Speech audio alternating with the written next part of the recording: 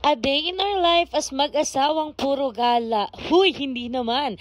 Minsan lang to guys, kaya samahan nyo kami sa ngayong araw na to kasi marami kaming mga ganap today. Ay, maraming ganap. Hello guys! For today's video, samahan nyo kaming i-enjoy itong araw na to dahil walang pasok. Syempre, it's time for ourselves naman. Ay, time for ourselves, naka-English. Ayan guys, maaga pa lang nag-intindi na kami ni Jerome kasi papunta kami sa bayan and dumaan muna kami dito sa kanila para iiwan yung helmet and then diretso na kami dito sa I Love Cat para magpa pedicure. Pedicure lang yung ipapagawa ko kasi yung sa kamay ko ay gel polish, si Ate Marjace ang gagawa. Eto nga pala, nandito na kami sa may park and tingnan nyo naman, may mga rides na gusto kong sakyan pero natatakot ako kasi baka ako'y mahilo. Thank you so much sa asawa ko na talagang may monthly pedicure and manicure and talagang support ako niyan kahit saan at kahit maghintay man yan 2 hours, 4 hours talaga naman sasamahan ako niyan. After nga namin magpa-pedicure ay pumunta muna kami dito sa PNB para mag-withdraw ng kayamanan. Ay, kayamanan, ang dami. Huy, ayan, after naming mag-withdraw ay dito na rin kami sa tapat kumain kasi meron ng mga baratilyo at may mga foods na rin dito na tinitinda and syempre, shawarma rice siya and ako dahil hindi ako nagra-rice ay magsha-shawarma lang tayo. Parang nag-race ka na rin.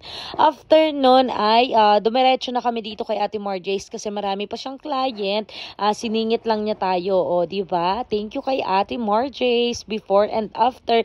Tingnan niyo kung gaano kaganda. Gel polish nga pala yung pinalagay ko para matagal-tagal naman at para ma-enjoy ko naman yung Holy Week. Ay, kasama sa Holy Week yung nails. After niya, dumiretso na kami dito sa Pilot para manood nitong mga street dance ng Maritime.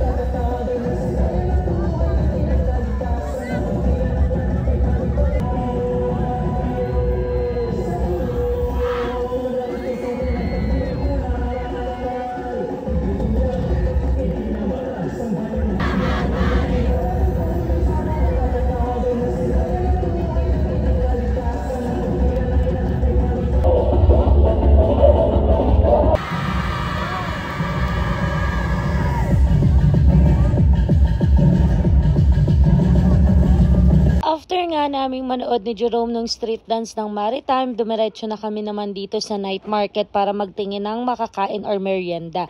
And talagang natatanaw ko tong rides na to kasi nga gusto kong i-heal yung inner child ko. Wow, i-heal ang inner child. Naglibot-libot na rin nga pala kami dito sa night market and sobrang dami yung mabibili dito. Buti na lang napipigilan ko na yung sarili ko kasi nga bawal na sa akin yung mga ganito. Pero minsan tumitikim-tikim pa rin naman tayo. Hindi naman masama yung minsan lawag lang sobra. Ayan, ang dami nyo choices dito ng mga pagkain. Magfe-fiesta na nga pala dito sa amin, kaya sobrang dami ng Palanyag or Baratillo, at saka meron na tayo ditong night market. Ang daming masasarap na pagkain dito na pwede nyong pagpilian. Talaga naman pag pumunta kayo dito ay mabubusog kayo, yun nga lang mauubos ang pera nyo. Charis, ayan. Ang dami ditong masasarap na pagkain, o diba nakakatakam talaga to habang nagvo-voice over ako. Dahil hapon na nga ng time na ito ay niyaya ko si Jerome maglibot dun sa Baratillo kasi hindi pa ako nakakapasok. Sa tagal na nitong hindi pa ako nakakapasok, kaya naman nilibot na namin ni Jerome. Kaso nga lang, dati talaga naalala ko nung mga bata kami, excited kami tuwing pumupunta dito sa Baratillo kasi hindi naman kami parating nakakapunta dito. Pero ngayon, anytime pwede na kaming pumunta kasi nga may service kami. And na-realize ko din lang na habang tumatanda ka pala ay hindi na ganun talaga kasaya yung mga bagay na nakakapagpasaya sa iyo noon.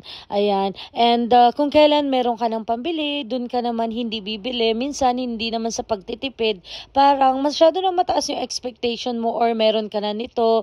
And sobrang thankful ko rin lang kasi super blessed ko naman na ngayon or namin ni Jerome. Thankful talaga kami kay TikTok kasi kumikita na kami. Sobrang dami pa namin libreng items na talagang mapuno na yung bahay namin. Kaya hindi na rin kami nakapamili dito sa Baratillo kasi nga lang yung bibili namin dito ay meron na rin kami nung iba. And then yung iba naman ay pwede na rin namin siyang i-request as free sample. Pero naglibot-libot pa rin naman kami. Na realize ko lang nung time na yun na grabe talaga yung pagbabago, no. Dati sa 50 pesos masaya na kami. Sa 10 pesos na laruan, sa 10 pesos na mabibili mo, masaya na kami. Nakakatuwa lamang isipin na talagang super blessed na rin namin talaga ngayon na talaga yung mga bagay na hindi namin mabibili noon ay kayang-kaya na namin bilhin ngayon. Yung mga gusto namin pagkain noon na hindi namin mabili ay talaga namang nabibili na rin namin ngayon. Kaya talagang wala talagang imposible basta magsipag or sikap lang kayo. Lahat yan ay kayang-kaya nyo. And ayan, nandito na kami sa loob. Nagtanong din ako nung case na may sabitan, wala pala nun. Yun pala ay individual mong bibilhin. Pero nakita ko kasi sa TikTok meron nun eh.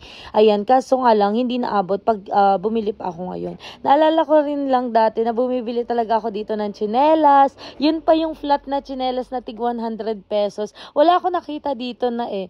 Ayan, and sobrang dami laruan yung choices dito, o diba? Sana next time, malay nyo naman, may baby na kaming kasama ni Jerome dito na tumuturo-turo ng laruan. Hoy, baby na! Ayan, sana next year, malay nyo, after graduation namin ni Jerome. Ayan, wala namang imposible. And after namin maglibot-libot sa loob, yun nga lang, wala kaming nabili, ay lumabas na kami ni Jerome dito sa kabilang side. And nakita namin sobrang daming nagtitinda dito ng sapatos na second hand yata to or pre-loved. Pero magaganda pa siya. And tatanaw ko na naman itong rides na to. Gustong gusto ko talagang sumakay dito sa rides na to. Kaso nga lang, dalawa kami ni Jerome, parang hindi naman namin mai-enjoy. Mas maganda talaga yung grupo kayo or parang mas masaya siya. Para marami naman kayong may hilo, hindi lang kayong dalawa. Charis.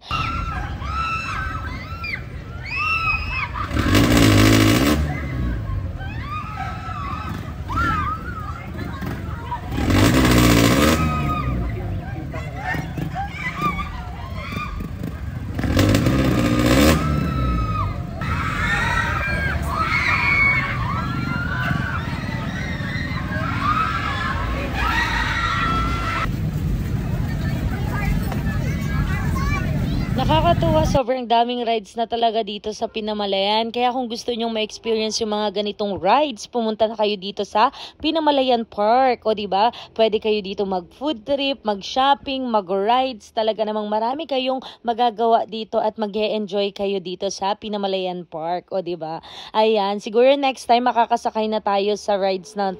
After namin maglibot-libot and manood dun sa mga nagre-rides, ay naisipan namin ni Jerome na umuwi na. Pero required pala guys dito pag pumunta kayo naka-holding hands. Charis. And bago kami umuwi ay dumaan muna kami sa Jollibee and nag-drive-thru kami kasi nga meron ako ay ang cravings niyang buntis. Buntis ng cravings ng my period ay talaga namang inam. Spaghetti ng Jollibee. Buti na lang may supportive husband ako. Talaga namang bibilhin talaga niyan kung anong gusto ko pag ako'y meron. Kahit wala naman ako, talagang lagi may pasalubong yan sa akin. Pagka-uwi namin, ito ang bumugad sa amin. Trabaho na naman. free sample from TikTok. And ayan, pagkadating, nag-unbox na ako guys. Ayan, finas forward ko na kasi pagka hindi ko finas forward ay sobrang dami nito guys. Ayan, pwede nyo i-check pala yung aming TikTok shop, Ange Alcano 05 and Jerome Shop. And after namin yan ay naglinis na rin kami kasi bagong setup na naman at may bago tayong product na ipopromote. Ito ngang mga luggage. O, tinago ko na rin yung mga damit. Sa sobrang daming sample ay talaga namang wala na kaming paglagyan. Kaya nilagay ko na lang dito sa mga maleta yung mga ibang sample. Thank you for watching guys!